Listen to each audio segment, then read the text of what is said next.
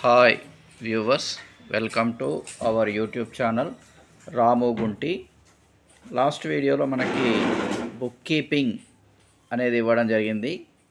Next book keeping తర్వాత మనకి introduce అయ్యేది మన సబ్జెక్టు అకౌంటెన్సీ.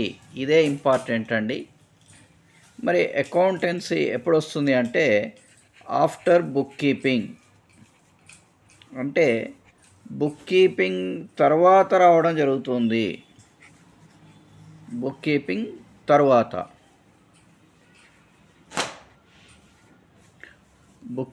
తర్వాత అకౌంటెన్సీ వస్తుంది. అయితే బుక్ కీపింగ్లో ఏమన్నారండి, అన్నీ కూడా రఫ్ బుక్లో ఎంటర్ చేస్తారు అనేది చెప్పుకోవడం జరిగింది. ప్రైమరీ బుక్, రఫ్ బుక్, ట్రాన్సాక్షన్స్ని రికార్డింగ్ అండ్ అనలైజ్ చేస్తారు అని చెప్పేసి. సో అకౌంటెన్సీ అంటే ఏంటంటే ఆ రికార్డ్ అయిన వాటిని యాజ్ పర్ ప్రిన్సిపుల్స్, అంటే కొన్ని సూత్రాల ప్రాతిపదికన ఖచ్చితమైన రికార్డింగ్ చేయడం జరుగుతూ ఉంటుంది. So on the basis of principles,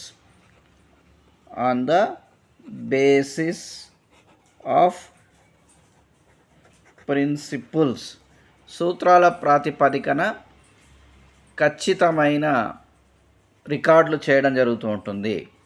on the base of actual principles.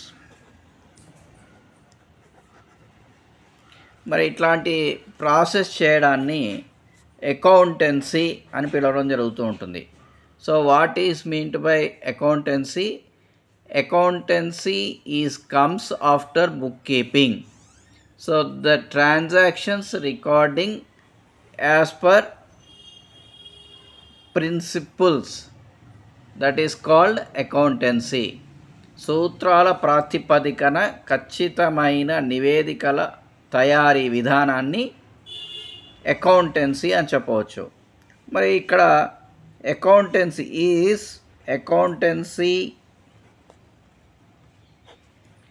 Science or art.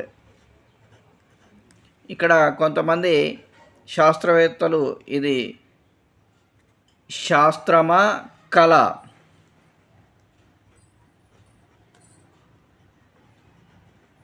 ఈ రెండింటిలో ఏది అని చెప్పేసి అడుగుతున్నారు. సో కానీ ఈ అకౌంటెన్సీ కనుక తీసుకున్నట్లయితే ఈ రెండిటి కలయికనే accountancy. So accountancy is combined science and art, not a science, not a art. అంటే ఒక శాస్త్రము కాదు, కళ కాదు, రెండింటి కలయికనే అకౌంటెన్సీగా పేర్కొనవచ్చు. కాబట్టి ఒక నివేదికల తయారీ కొరకు ఖచ్చితమైన సూత్రాల ప్రాతిపదికన మాత్రమే తయారు చేసే విధానాన్ని అకౌంటెన్సీ, దీనిని శాస్త్రము మరియు కళ అని పిలవడం జరుగుతూ ఉంటుంది. అంటే ఇక్కడ చూడండి, అకౌంటెన్సీ అనేది బుక్ కీపింగ్ తర్వాత మాత్రమే వస్తుంది. యాక్చురల్ బేసిస్ ప్రిన్సిపల్ని బేస్ చేసుకుంటుంది. తర్వాత దీన్ని సైన్స్ మరియు ఆర్ట్ అని కూడా పిలుస్తూ ఉన్నారు.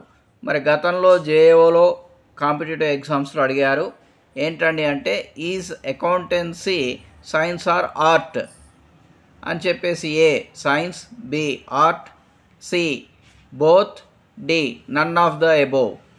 మరి అకౌంటెన్సీ కళనా శాస్త్రమా? A science, B art, C రెండును, డి ఏది కాదు. అంటే ఇక్కడ బోత్, సి ఆన్సర్ అవుతుంది. కాబట్టి ఇట్లాంటి ఎక్స్ప్లెనేషన్ వింటేనే మీరు మల్టిపుల్ చాయిస్ క్వశ్చన్స్ చేసే అవకాశం ఉంటుంది.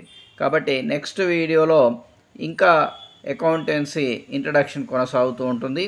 వీడియో లైక్ చేయండి, షేర్ చేయండి, సబ్స్క్రైబ్ చేయండి. All the best.